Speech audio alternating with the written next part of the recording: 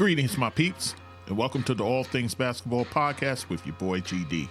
In this episode, I'll be doing my end-of-season recap, particularly on those non-playoff teams, and we'll just give you a rundown of the playoff slots as it goes, including the play-in. So just sit back, relax, and enjoy the show.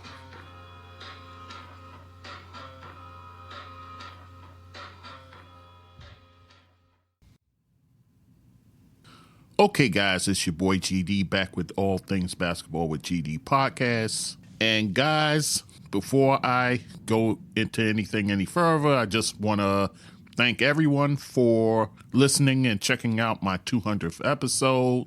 And again, I want to give shout outs to my guy Raphael for providing the platform for me, providing the studio, that is, to do my 200th episode. Raphael of White Label American Podcast. You can go check him out. He's on all platforms.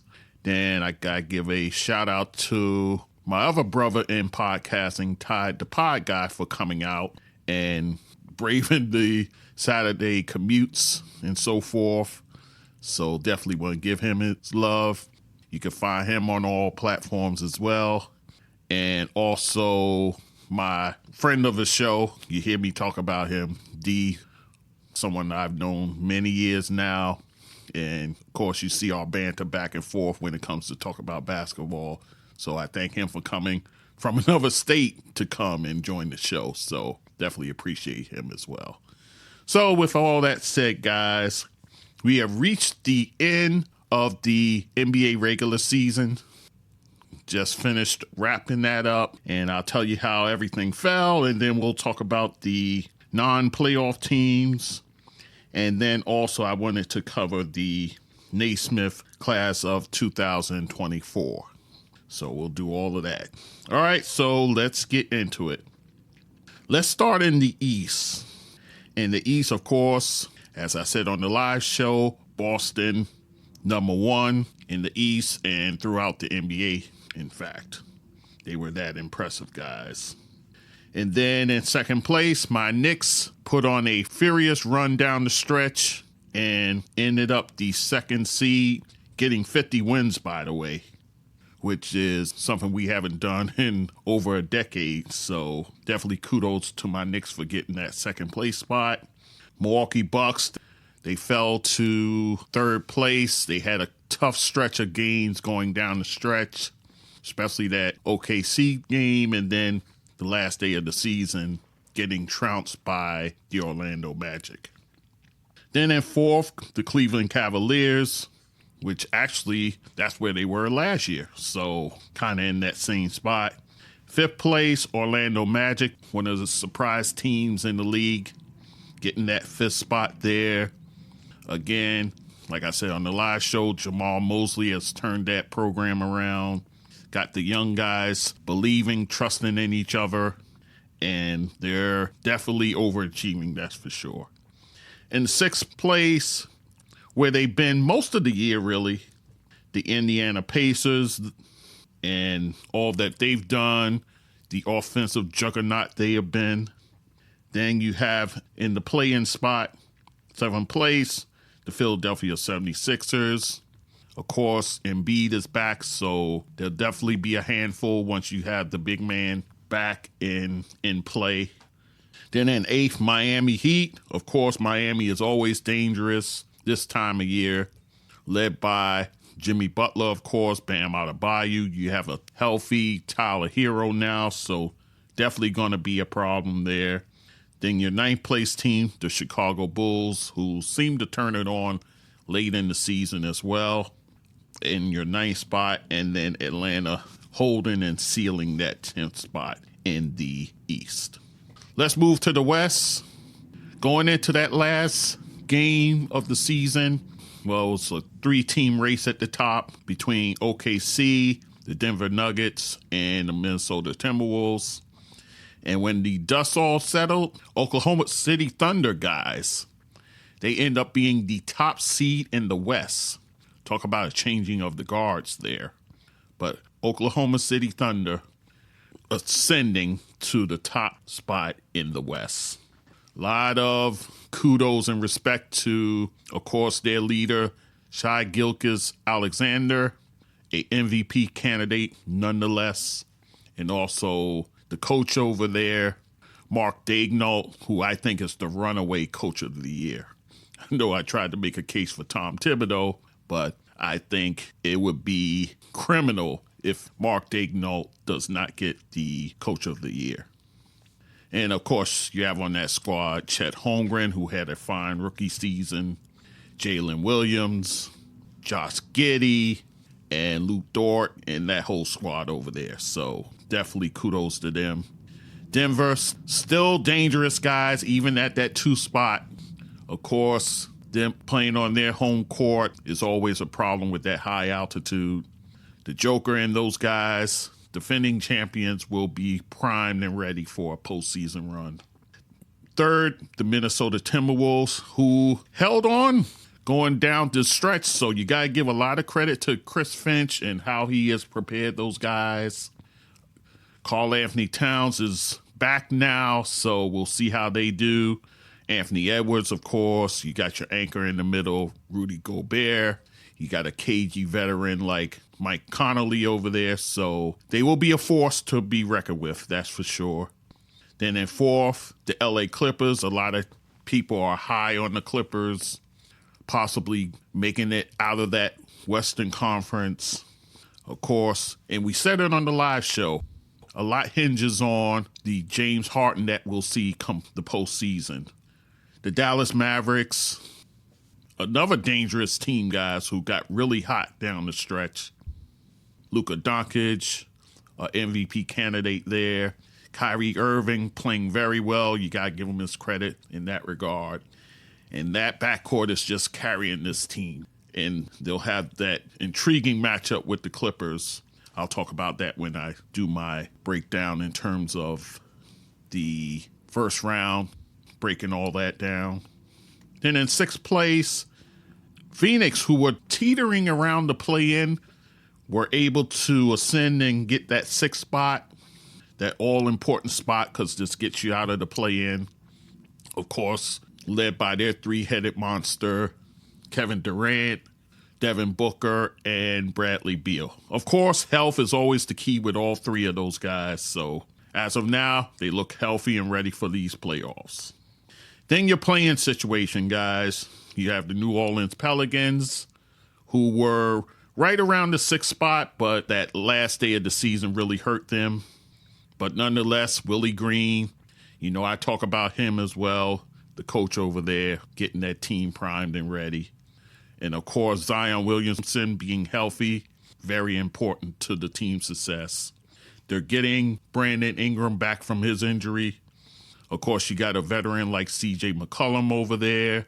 You got defensive stalwarts like Herb Jones and Jose Alvarado. Of course, their 3-point bomber, Trey Murphy. And the man in the middle, Giannis Valanciunas as well. So they're in that play-in spot. 8th is the LA Lakers, of course. You know who's over there, LeBron, AD. So it'll be a very important matchup between them and the Pelicans. And then in that 9-10 spot, the Sacramento Kings will be facing the Golden State Warriors. Sacramento, of course, with De'Aaron Fox, Domantas Sabonis. They are a little hobbled at shooting guard position due to the injuries to Kevin Huerter and Malik Monk. So we'll see how others can rise to the occasion. Guys like Keegan Murray, Harrison Barnes, Keon Ellis. And then Golden State in that 10th spot. Could this be their last hurrah, guys? You got Steph Curry over there. You got Klay Thompson. Let's see what he has left in the tank. Draymond Green, provided he stays the course and stays on the court, guys. And, of course, incorporating the young players has really helped them as well. Guys like Jonathan Kuminga, Brandon Podziemski, Trace Jackson Davis over there as well. So we'll see what happens with those Warriors. So that is your playoff picture, guys. Let us talk about non-playoff teams. We'll start at the very bottom, guys. The Detroit Pistons. Condolences to my guy, Ty the Pod guy. That's his team. The Detroit Pistons finished 14-68. Whew. So he was right. They didn't even win 30 games, let alone 20. Cade Cunningham and Jaden Ivey, that backcourt over there, never really materialized as many thought, guys. Cade is still the leader over there. Make no mistakes about that. Again, and I mentioned this in the live show, it's something about Coach Monty Williams and Jaden Ivey. They never seem to see each other eye to eye. And I'm putting it out there, guys. I think he gets dealt. Then again, we got to see what's going on in that front office with the GM, Troy Weaver. Got to see what happens with him, whether he stays or goes. But they do have bright spots, guys. Some of the bright spots, Jalen Duren, their center over there, who's a walking double-double. Also, Osar Thompson, one of the Thompson twins that has come in the league. He showed flashes that he's a certified NBA player, so I'll be interested to see what he does in his sophomore year. Seimone Fontecchio, he's somebody who showed some flashes of being a player as well. So you got some pieces over there. Whew. There's so much you got to add and bring to the mix over there. So we'll see what happens for the Pistons. Next up, the Washington Wizards at 15-67. So just a game better than the Pistons. This was a team I was highly disappointed in, guys. And a large reason for that, Jordan Poole. He was a major disappointment over there, guys. I thought they had a solid backcourt over there between him and Tyus Jones. They are desperate for center help, guys. They rotated centers in and out of that lineup over there. You started out with Daniel Gafford.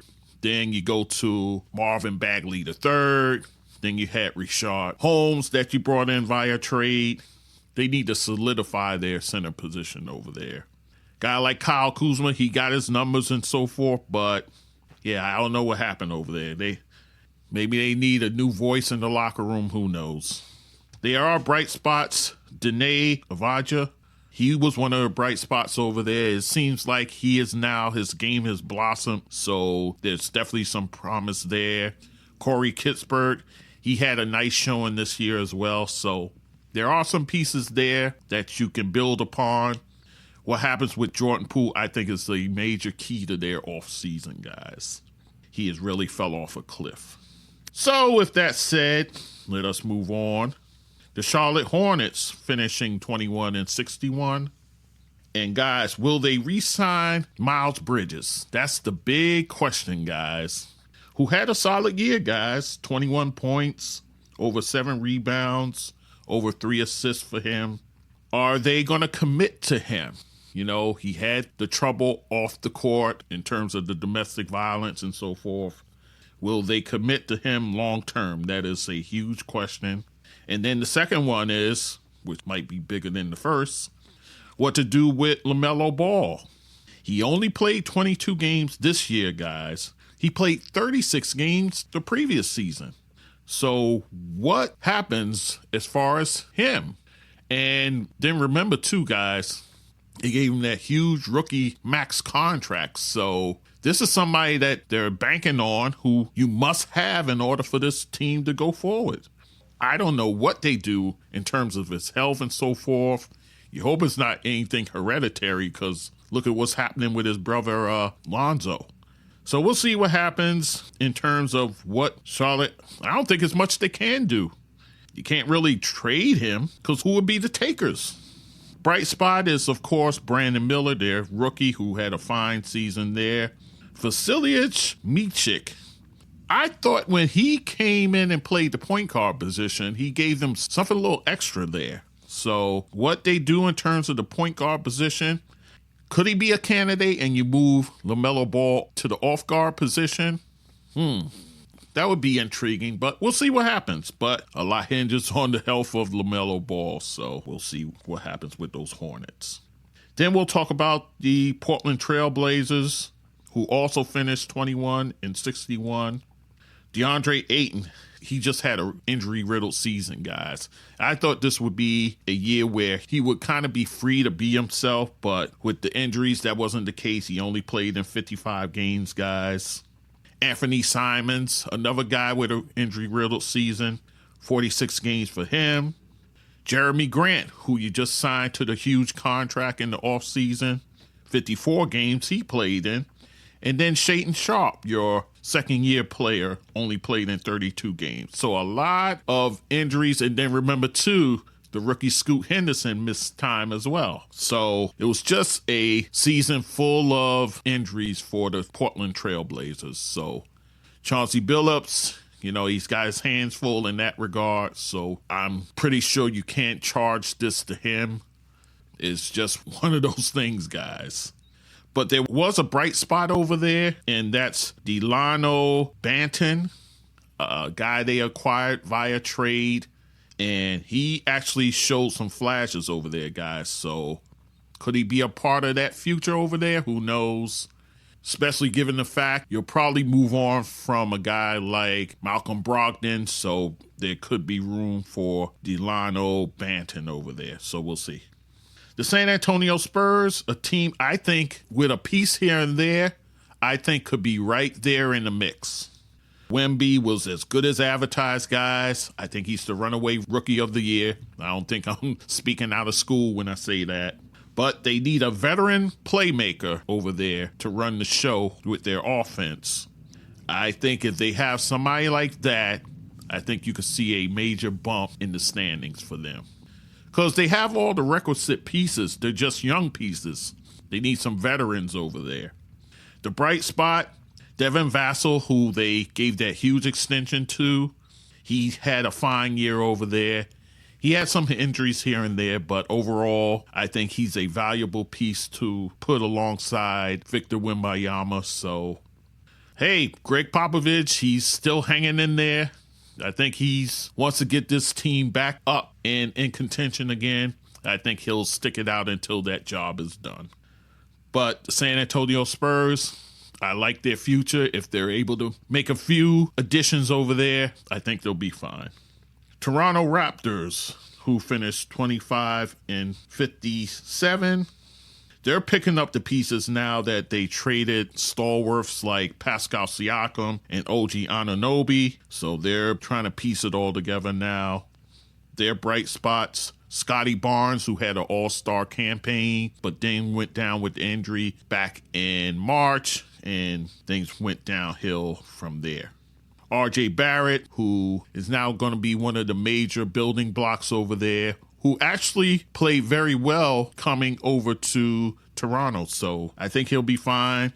The question is, what do you do with Emmanuel Quickley now, who had a fine showing over there after the trade? But remember, guys, he's a restricted free agent. So I think there'll be a lot of people who will try to sign him, and we'll see if Toronto matches it. But Emmanuel Quickley I think he's proven himself to be a legit point guard in this league, that's for sure. Then we'll talk about the Memphis Grizzlies, who finished 27-55. I think this is kind of a redshirt year for them, guys. You were without Ja Morant. He only played 7 games for you this season. Marcus Smart, he only played in about 20 games himself. And then, remember, Desmond Bane, he missed a chunk of time, just about half of the season as well. I wouldn't do anything crazy over there. Taylor Jenkins, I think he'll still remain in place there. You did have bright spots coming out of this season. G.G. Jackson II, I thought really showed himself this season. Also a guy like Scottie Pippen Jr., a fine guard over there for them. I'm sure he'll be part of that future over there.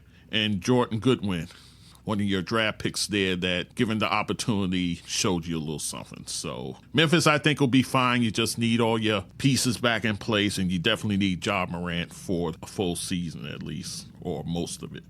The Utah Jazz, I just think they're kind of in a holding pattern, if you will. 31-51. Mind you, they only had 55 games with Lauri Markkanen. Remember, guys, that was the knock on Markkanen coming into them acquiring him in that Cleveland trade. the fact that he has an injury history. But this year, only 55 games for him. When he's out there, he's golden, but the fact that he misses a lot of time is problematic.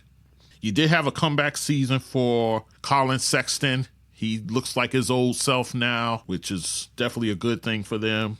Walker Kessler, I thought, had a disappointing season, guys. Not sure what they do in terms of the future with him. Your bright spots, Omer Yurtseven. He played actually very well for them at center, so it's going to be interesting to see what they do going forward at the center position because, again, Walker Kessler didn't play all that well, but Yurtseven came in and seemed like he was able to man that position. And then Keontae George, their rookie, played very well for them guys. Then we go to the Brooklyn Nets. Right now, I know Kevin Ollie finished the season as coach, but they're now looking at coaches to bring in. Guys like Mike Budenholzer, which would be... I think Budenholzer should probably go to a more veteran team, to be honest. But they are looking at a guy like Jordi Fernandez, a assistant coach over there with the Sacramento Kings. He's getting high praises for his work over there, working with Mike Brown. So he could be a guy who ascends to that position. We'll see. Right now, that team's in a transition period. Now, the aftermath of not having a Kevin Durant, not having a Kyrie Irving over there. What to do with Ben Simmons, guys? He only played 15 games for them. He has one more season at that high contract. I guess you have to bring him back and bring him into training camp and see what you have. But I think his days of getting huge contracts are over. And even aside from the injuries itself, it's where is he from the neck up? I think that's the bigger question. Of course, your bright spots are Mikal Bridges, who's been their star player over there. Cam Thomas, who led them in scoring this season. He's a walking bucket over there. And their promising center, Nick Claxton. And then the last team I'll talk about, the Houston Rockets, a team I think is on the come-up, guys. Jalen Green, he really had an amazing turnaround. That month of March, right around the time Alperen Sengun went down, he really performed, guys. Then that's what gives me hope for the future. If you can incorporate what he did with what Alperen Sengun was already doing, a guy who I thought could have been in the most improved player conversation. Definitely that combination there will definitely show you something next year. Ime Udoka, given the situation, I think he did well, all things considered, in that tough Western Conference. And also, bright spots like Jabari Smith Jr. Looks like he seemed to have figured it out. And also Amen Thompson, the rookie over there. I love what he did this season for them. Houston Rockets, I think, is a team that next year you're really going to have to start worrying about. I thought they could do something this year, but that wasn't to be. But that's okay. But I think they're going in the right direction. Let me just say that. All right, guys. So that will tie a bow on the non-playoff teams. I did want to talk Naismith Hall of Fame right quick.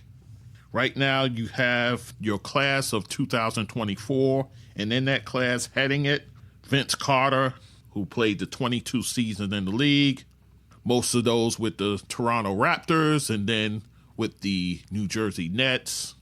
Then after that, he kind of bounced around multiple places like the Dallas Mavericks, the Memphis Grizzlies, the Atlanta Hawks, the Orlando Magic, the Sacramento Kings, and also a stint with the Phoenix Suns.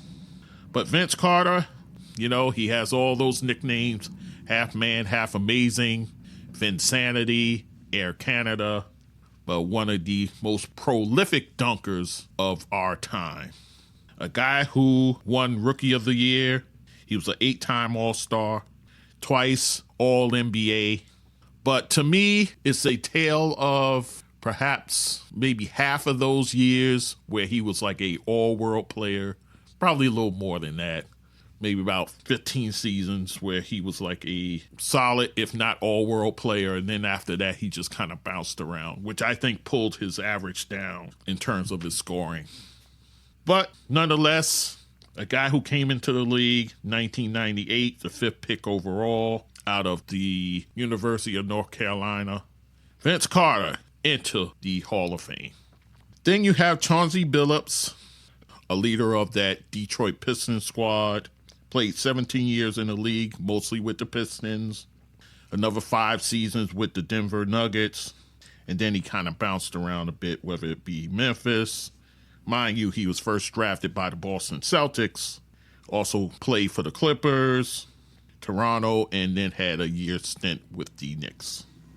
But, of course, we know him as being that leader of that Detroit squad that overtook the mighty Lakers, and him being the MVP of that series in the finals. And then making it back there again the following season, only to lose to the San Antonio Spurs. So, Chauncey Billups out of Colorado in the 1997 draft. He was the 3rd pick overall, guys, so there was promise there. He just didn't pan out in Boston for reasons unbeknownst to me. 5 times an All-Star, 3 times All-NBA, and then twice on the All-Defensive team. Chauncey Billups, now in the Hall of Fame. Michael Cooper. Now, guys, I'm of the opinion that Michael Cooper is getting into the Hall of Fame not only for what he did. I think it's more than what he did as a player. I think he's getting in for what he did as a coach in the WNBA as well. How he led that LA Sparks team to a couple of championships over there. So I think it's a cumulative reason that Michael Cooper's getting in. Yes, he spent 12 years with the Lakers. He came in that 1978 draft. He was drafted in the 3rd round. So 12 years with the Lakers. His career average is under 9 points a game. Of the 873 games that he played, he only started in maybe about less than 100 of those. He's mostly a bench player, guys. But he did win a Defensive Player of the Year. He was 8 times All-Defense, 5 times first team, by the way, and he's a 5-time champion. So I think it's one of these instances where he's getting the credit also for his coaching. So if that's the case, he's more contributor than he is getting in as a player, to me at least. So I think they miscategorized him. He's not getting in solely as a player. Let's put it that way. The late Walter Davis played 15 years in the league, mostly with the Phoenix Suns, known as the Greyhound. He came in that 1977 draft. He was a 5th pick overall, just like Vince Carter, and just like Vince Carter out of the University of North Carolina. He also played for the Denver Nuggets and also a brief stint with the Portland Trailblazers. Rookie of the Year, 6-time All-Star, twice second-team All-NBA, and he passed away November 2nd, 2023, guys. So he gets on the ballot, becomes a finalist, and he's put in post his death, unfortunately, guys. But Walter Davis, he was a baller. I saw him play. He was one of those quiet guys who can destroy you on offense. So Walter Davis, he gets into the Hall of Fame.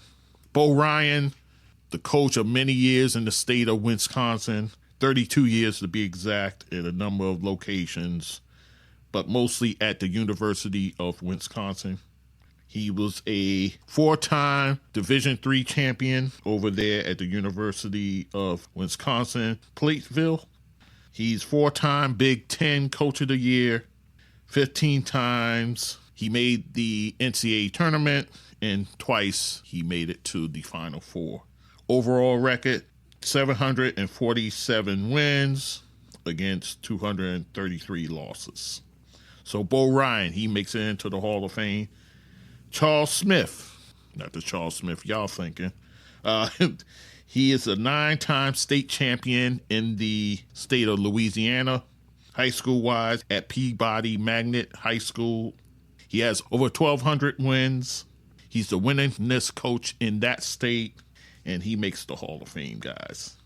And then also for the women's committee, Seimone Augustus, 8-time All-Star in the WNBA, 4-time champion, playing for the Minnesota Lynx over there. She went to college at LSU, and she was drafted in 2006, first pick overall. She makes the Hall of Fame. International Committee selects Michelle Timms out of Australia, who won bronze in 1996 and then silver in 2000. And she played in the WNBA 5 years. Also, the Men's Veteran Committee selects Dick Barnett, 14 years in the league, most of those with the New York Knicks, 2-time champion. He made one All-Star team, and he's getting in the Hall, which gives that Knicks dynasty, if you will, of those 2 championships, gives them 9 Knicks, whether it be coach or players, that has made the Hall of Fame. Pretty awesome stuff there. Then also, the Women's Veterans Committee selected Harley Redin, and he was the coach at Wayland Baptist back in the 1950s and 60s. He had an overall record, 431 wins against 66 losses, guys. And then as far as your contributors go, Jerry West, he gets in as a executive. He had stints with the LA Lakers in their front office, the LA Clippers, Memphis Grizzlies, and the Golden State Warriors. 2-time Executive of the Year winner as well. Doug Collins, getting in as a player, coach, and an analyst. 4-time All-Star as a player in his 8 seasons with the Philadelphia 76ers. And, of course, coaching a number of places, including the Chicago Bulls and also the Washington Wizards. And then his analyst work for many networks as well. And then Herb Simon, the owner of the Indiana Pacers. He's been owning them since 1983. 8 Eastern Conference Finals they've made. 1 championship appearance during his stint. So, guys, that's your Hall of Fame class. Now, it seems like I've been seeing a lot of them lately. The odd couple with Chris Broussard and Rob Parker. They're talking about this Hall of Fame class, who belongs, who doesn't, and things like that. They question Michael Cooper being put in. They question Chauncey Billups getting in. They even, well, it's more Rob Parker than Chris Broussard. Question Vince Carter getting in, and how everybody could get into the Basketball Hall of Fame and so forth, and that they should have a separate Hall of Fame, an NBA Hall of Fame and a Basketball Hall of Fame. And I say that's ridiculous. You already have this in place. You don't need a separate NBA Hall of Fame. You don't need that. I just think you need to clearly define whether a person gets in as a player. Like, for instance, Michael Cooper. I think he's more contributor than he is actual player. And the reason I say that is because I think the Hall of Fame has included in his resume his time in the WNBA as a coach. And if that's the case, guys, I think it won't be long before, and a lot of people will cringe at this, that Bill Laimbeer will be a Hall of Famer one day. I truly believe that. What he's done with the Pistons, albeit a lot of people will cringe at his style of play, but I think what he's done for the women's game of basketball is another reason he gets in, guys. What he did with the Detroit Shock over there, winning those championships, what he has done in building the foundation with the Las Vegas Aces that you see today, I think he gets credit for that as well. And overall, what he's done with women's basketball as a whole. So I think one day Bill Laimbeer will get in. But that's a aside.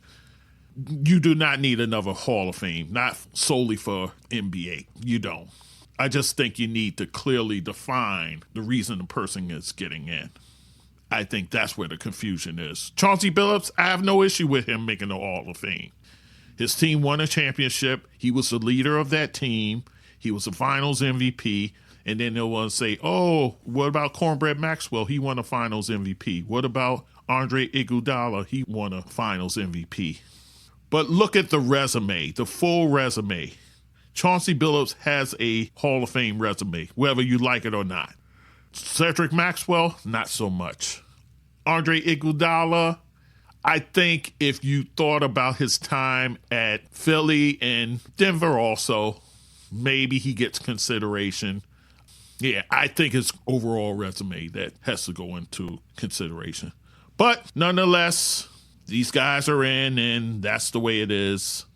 Rob Parker's barking up the wrong tree yet again. He needs to look into his baseball Hall of Fame. They got more problems than the basketball Hall of Fame, so he needs to look at the baseball Hall of Fame over there. So with that said, that's it for me. Once again, I thank you for listening. Always appreciate it, and we'll talk soon. Take care.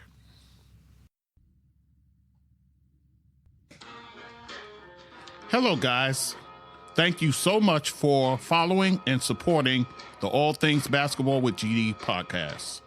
You can find us at allthingsbasketballwithgd.com. Also, you can email us at sportsdudegd@gmail.com. You can find us on YouTube, All Things Basketball GD.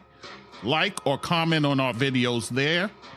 You can follow us on all the socials, Facebook, Instagram, TikTok, and Twitter.